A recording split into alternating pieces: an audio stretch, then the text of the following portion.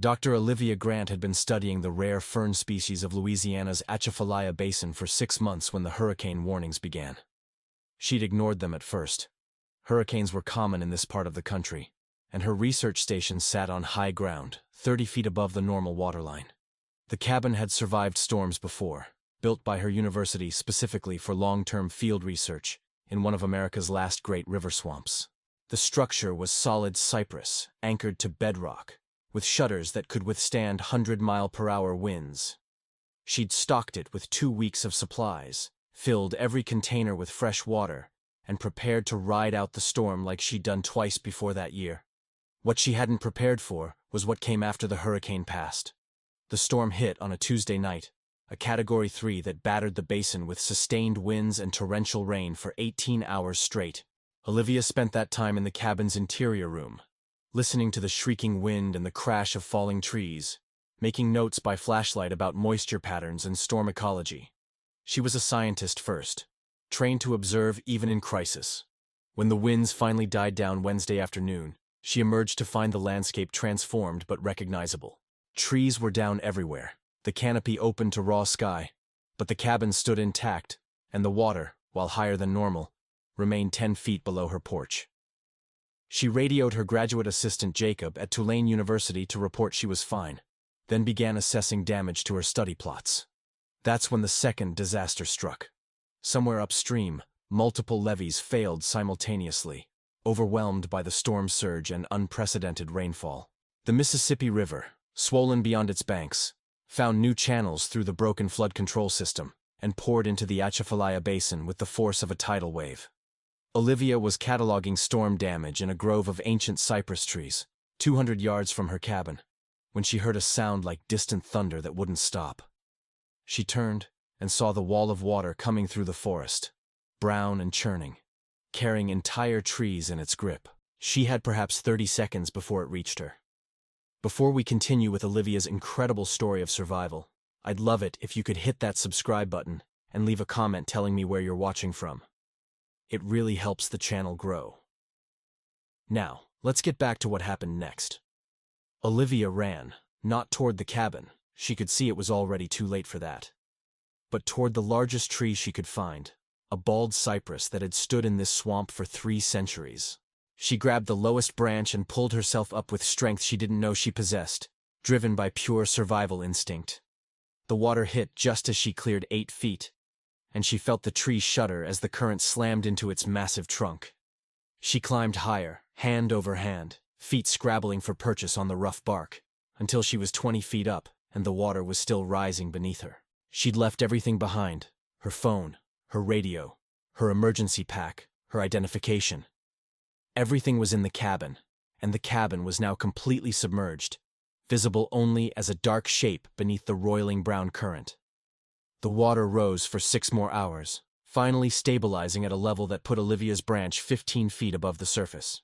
As darkness fell on that first night, she took inventory of what she had. The clothes on her back, cargo pants, a long-sleeved field shirt, and sturdy boots. A utility knife on her belt that she used for taking plant samples. A waterproof notebook and pencil in her vest pocket. And her knowledge of botany. That was it. That was everything between her and death in one of America's largest river swamps. A wilderness that stretched for thousands of square miles in every direction.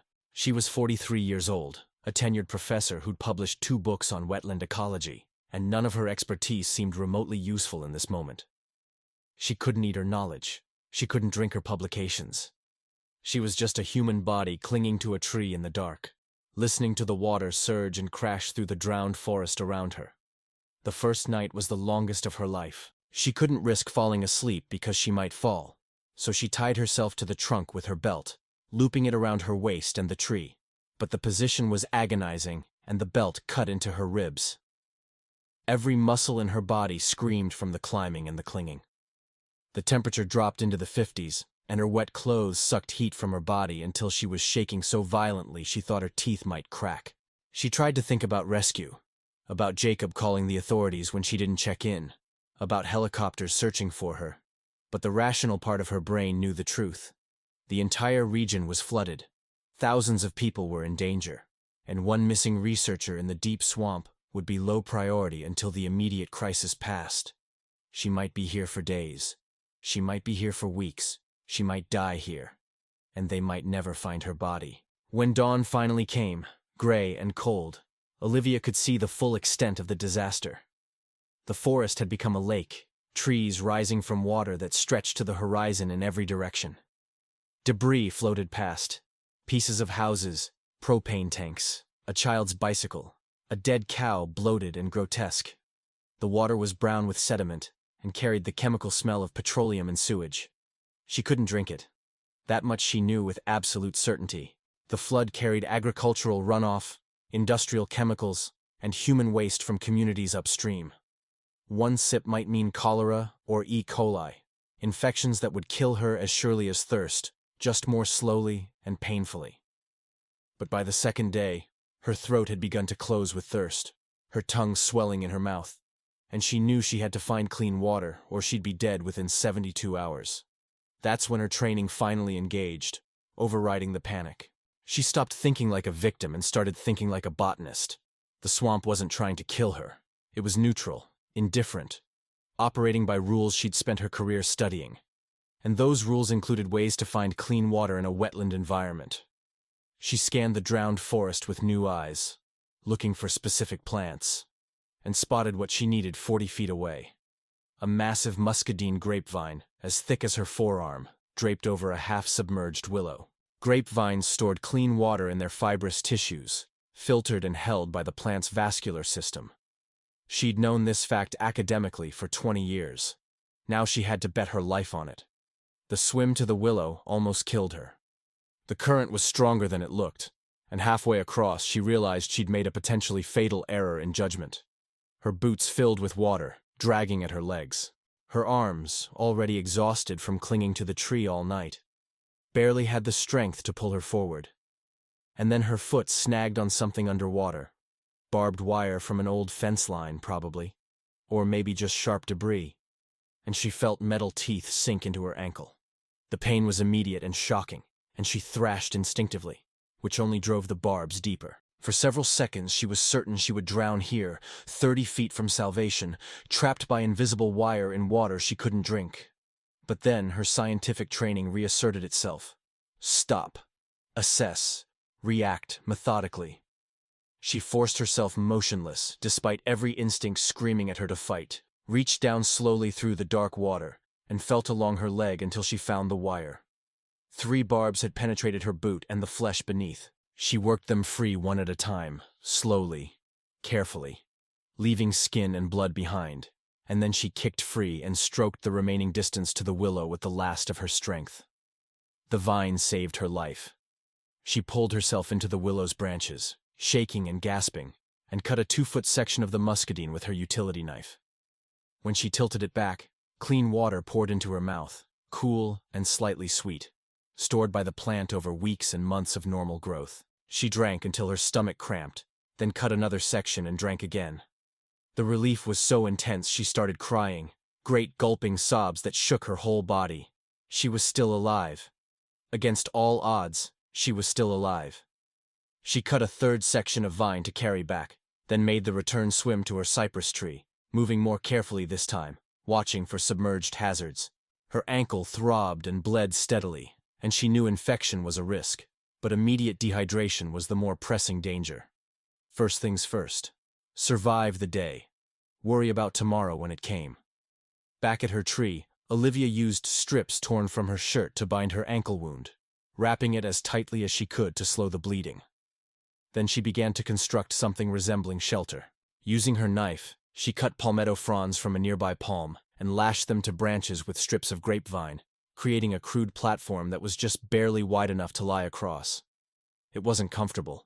Nothing about this situation was comfortable, but it kept her from falling if exhaustion ambushed her into sleep. She also wove a watertight basin from palmetto leaves, remembering a technique she'd seen demonstrated at an anthropology conference years ago, and positioned it to catch rainwater. The floodwater was poison, but rain from the sky was clean. And this was Louisiana in hurricane season. It would rain again. She just had to survive until it did, and then keep surviving day after day for however long it took. By the 4th day, Olivia had established routines that kept her sane. Morning. Check the water situation. Ration the grapevine sections she'd collected. Afternoon. Scan the sky and water for signs of rescue. Evening. Improve her platform and shelter. Night. Stay awake as long as possible, watching for boat lights or helicopters, then sleep in short intervals, always tied to the tree. She marked the passage of days by scratching lines into the bark with her knife, though sometimes she forgot if she'd already marked that day or not, and had to estimate. Time had become strange and elastic, minutes stretching into hours during the worst moments of thirst or cold, hours collapsing into apparent minutes when exhaustion dragged her under. But she kept the routines because routines meant civilization, meant human agency, in a situation that threatened to reduce her to pure animal survival. She was Dr. Olivia Grant, professor of botany, and she would not let this swamp unmake her. The hunger, when it finally came, was worse than the thirst had been.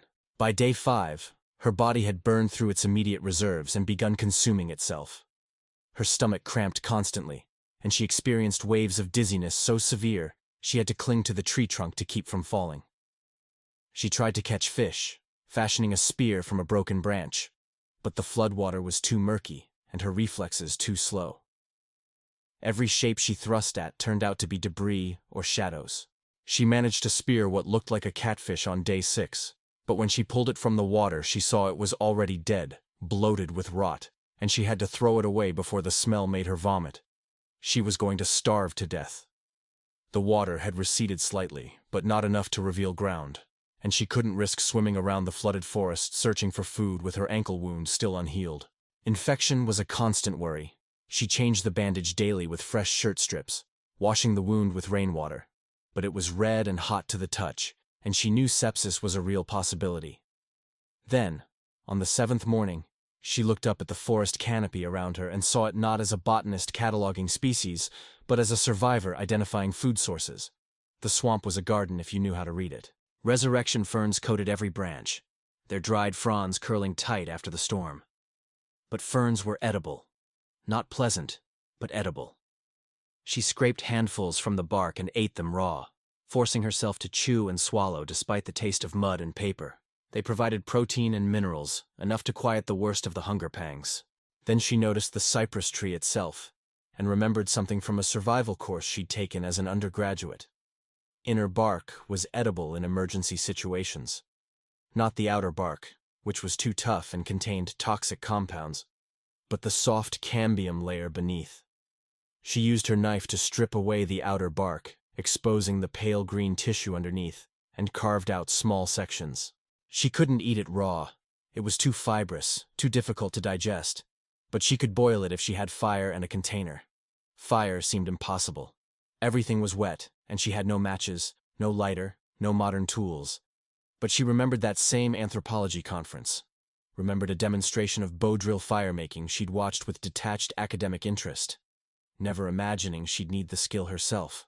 The technique used friction to create enough heat to ignite tinder, but it required specific materials and tremendous physical effort. She spent all of day 7 gathering what she needed: a straight spindle of dry wood from a dead branch protected by the tree's canopy, a flat fireboard, a curved branch for a bow, and cord made from twisted grapevine. The tinder was the hardest part. Everything was damp. But she found some that had stayed relatively dry in a cavity in the tree trunk. Then she spent 4 hours trying to make it work, pushing the bow back and forth to spin the spindle against the fireboard, creating friction, creating heat. Her hands blistered and bled. Her shoulders screamed, but eventually, impossibly, a tiny wisp of smoke curled up from the fireboard, and she carefully transferred the glowing ember to her tinder bundle and blew on it gently, steadily, until a flame caught. She'd never experienced triumph like that moment. She'd made fire with her hands, with knowledge and persistence, and that fire meant the difference between slow starvation and survival. She built it up carefully on a platform of green wood lashed to a branch near her sleeping area, keeping the flames small so they wouldn't burn the living tree, and boiled water in a container fashioned from folded cypress bark. The inner bark cooked down into something edible, fibrous and bland, but providing calories her body desperately needed. She also boiled cattail roots she'd harvested from shallower areas during low-current periods, and the ferns, which became more palatable after cooking. None of it was pleasant, but it was enough. It was survival. The fire changed everything. It gave her warmth during the cold nights when her damp clothes and the humidity sucked heat from her body. It purified water, making her less dependent on the grapevines that were becoming harder to reach as she weakened. It pushed back the psychological darkness that had begun whispering in the quietest hours that she should just let go. Just slip into the water and end the suffering. But more than anything practical, the fire was proof that she could do this. She could survive not just for days, but for weeks if necessary. She was competent. She was strong. She was going to make it. On the 9th night, her fire caught the attention of a medical evacuation helicopter passing 3 miles west, ferrying a heart attack victim from a flooded rural clinic to a hospital in Baton Rouge. The pilot, a man named Dale Kozak with 20 years of experience flying emergency runs, noticed a flicker of light where no light should be. He banked the helicopter for a better look, squinting through the darkness at the vast expanse of flooded forest below, and saw it again, a small orange glow, tiny but persistent, deep in the drowned wilderness. He radioed the coordinates to emergency services, but with a critical patient on board and fuel running low, he couldn't investigate personally. The location went into a database already containing hundreds of potential rescue sites, prioritized by likelihood of survivors and accessibility. A single small fire in the deep basin, miles from any known residence, ranked low on the priority list. It would be investigated when resources allowed, which might be days or even weeks given the scope of the disaster.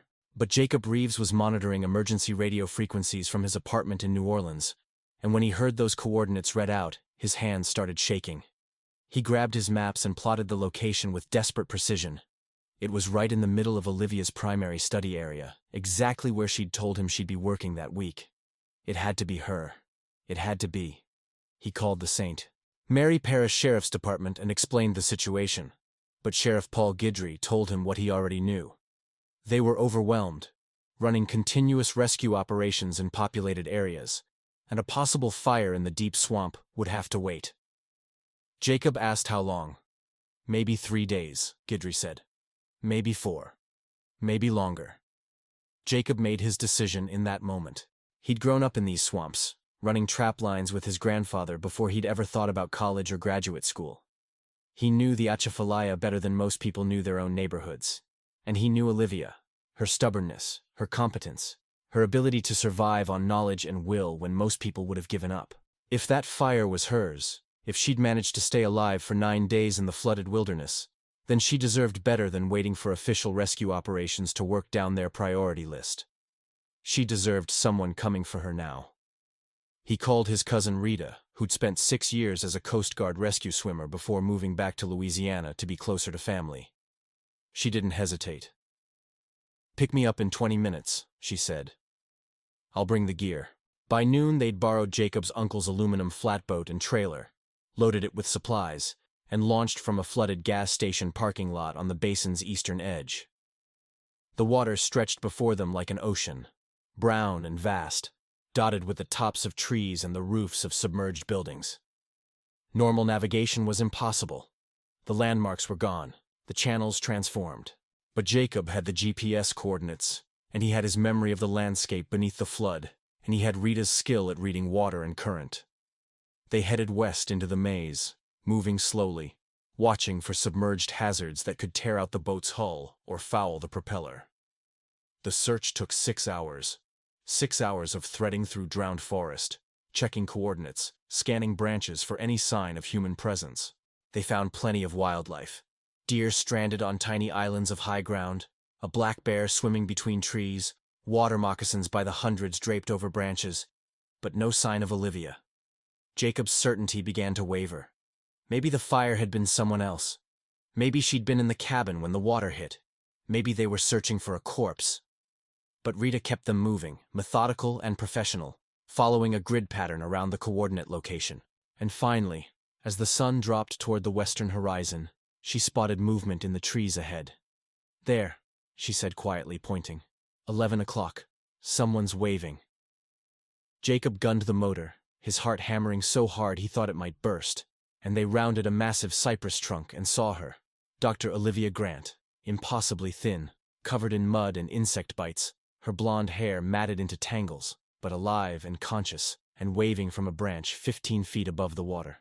She had a small fire burning on a platform beside her, and she'd stripped branches to create a visible gap in the canopy. She'd been surviving. She'd been preparing. She'd been doing everything right, and now she was going to live. Rita, with her Coast Guard training, took charge immediately. She climbed the tree with practiced efficiency, carrying rope and safety equipment, and assessed Olivia's condition before they moved her. "Can you tell me your name?" she asked, checking for confusion or altered mental status. "Dr. Olivia Grant," Olivia said, and her voice was rough from thirst and disuse, but clear. "Professor of botany at Tulane University. Today is—" She paused, trying to count the scratches on the bark. "I think it's Thursday. I think I've been here 9 days, but I'm not completely sure." "Close enough," Rita said gently. "We're going to get you down now. Just stay calm and let us do the work." She fitted Olivia with an improvised harness made from rescue rope, then lowered her slowly while Jacob steadied the boat below. When Olivia's feet finally touched the aluminum floor, her legs wouldn't support her weight, and she collapsed.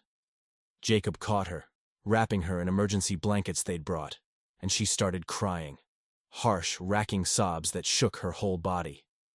"You came," she kept saying. "You actually came. I was starting to think—" But she couldn't finish the sentence. They gave her water, just small sips at first because her stomach couldn't handle more, and energy bars broken into tiny pieces. Jacob called the sheriff's department on his satellite phone, reporting that they'd found her alive, and arrangements were made for an extraction point where an ambulance could meet them. As they motored slowly through the drowned forest toward higher ground, Olivia drifted in and out of consciousness, but each time she surfaced, she tried to explain what she'd done. "The grapevines have clean water," she said urgently, as if they might need this information themselves, "and the inner bark can be boiled, and resurrection ferns are edible. You have to remember that." She was still teaching, still cataloging survival knowledge, still being a professor even in extremis. They reached the extraction point after dark, navigating by spotlight, and the ambulance was waiting on a section of highway that had stayed above the flood. The EMTs loaded Olivia onto a stretcher, started an IV for fluids and antibiotics, and began the drive to Tulane Medical Center in New Orleans.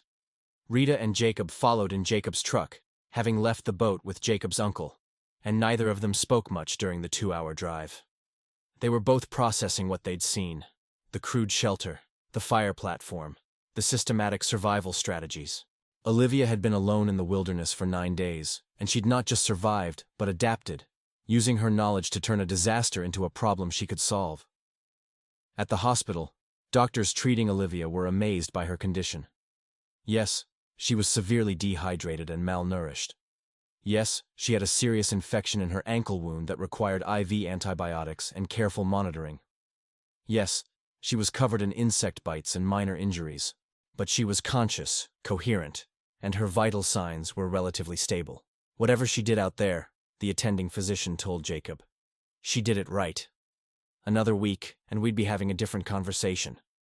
But she bought herself enough time, and that's what mattered. Jacob nodded, thinking about the fire they'd seen, the stripped bark, the organized platform. Olivia had survived because she'd refused to be a victim. She'd turned her expertise into tools and her fear into methodical action. She was the toughest person he'd ever met. The story should have ended there, with rescue and recovery and eventual return to normal life. But on the 14th day after the initial flood, while Olivia was still in the hospital recovering, another botanist went missing in the same area. Dr. Leonard Voss, a 68-year-old professor from Louisiana State University, and a colleague of Olivia's for 20 years, had gone into the flooded basin searching for her. He hadn't heard she'd been rescued.